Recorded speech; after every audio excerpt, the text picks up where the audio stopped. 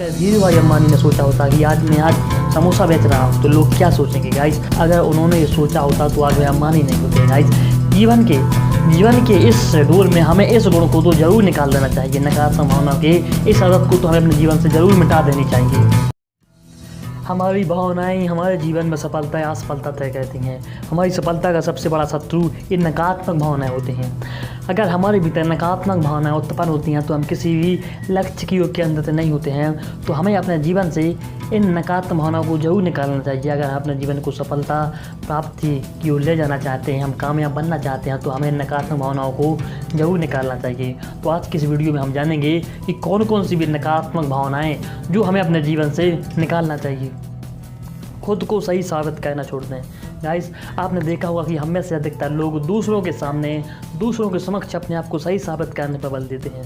उन्होंने सही कार्य किया या गलत कार्य किया ये उनको भी पता होता है, लेकिन वह फिर भी दूसरों के सामने अपने आप को सही साबित करने का जायजा लेते हैं गाइस। और जो लोग वो सेल्फ प्रवृत्ति के होते हैं वह किसी भी समस्या को विस्तार से बताते हैं किसी भी के भी सामने गाइस। ये सभी नकारात्मक भावनाएं गुण होती हैं। अगर ये गुण हमारे में हैं तो अपने लक्ष्य की ओर केंद्रित नहीं हो सकते हैं।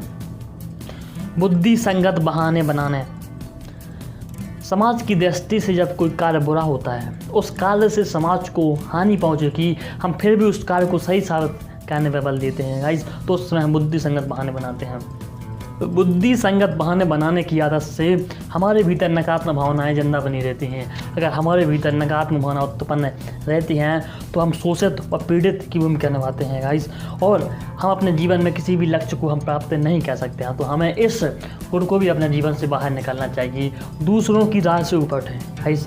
आपने देखा होगा कि कई लोगों का जो जीवन इस बात पर निर्भर करता है कि दूसरे लोगों से कैसा व्यवहार करते हैं, और कोई भी कार्य इसी दृष्टि से कहते हैं कि दूसरे लोगों से कैसा व्यवहार करेंगे, उनके साथ कैसा काम करेंगे, उनके बारे में कैसी सोचें रखेंगे।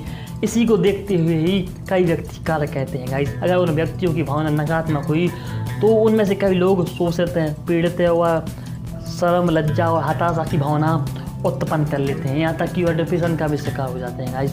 तो हमें अपने जीवन में कभी भी दूसरों की राय के अनुरूप नहीं चलना चाहिए। हमें कभी भी दूसरों के व्यवहार के अनुरूप नहीं चलना चाहिए। अगर हम उनके अनुसार चलते हैं तो हम कभी भी अपने लक्ष्य के केंद्रित नहीं हो सकते हैं। हमारे जीवन में कभी भी सफलता प्राप्त हो ही नहीं सकती है, क्योंकि अगर धीरूभाई अंबानी ने सोचा होता कि आज समोसा बेच रहा हूँ तो लोग क्या सोचेंगे गाइस। अगर उन्होंने ये सोचा होता तो आज वे अंबानी नहीं होते हैं गाइस।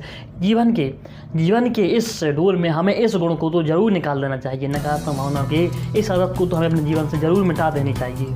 यह एहसास करें कि कोई दूसरा जिम्मेदार नहीं है। हमारे जीवन में हमारी सफलता पर नकारात्मक भावना के इस गुण का सबसे अधिक प्रभाव पड़ा है। हमारे जीवन में समस्याएं तो उत्पन्न होती हैं, जो कि बुरा नहीं है, क्योंकि समस्याएं तो हमारे जीवन का पार्ट ऑफ लाइफ होती हैं।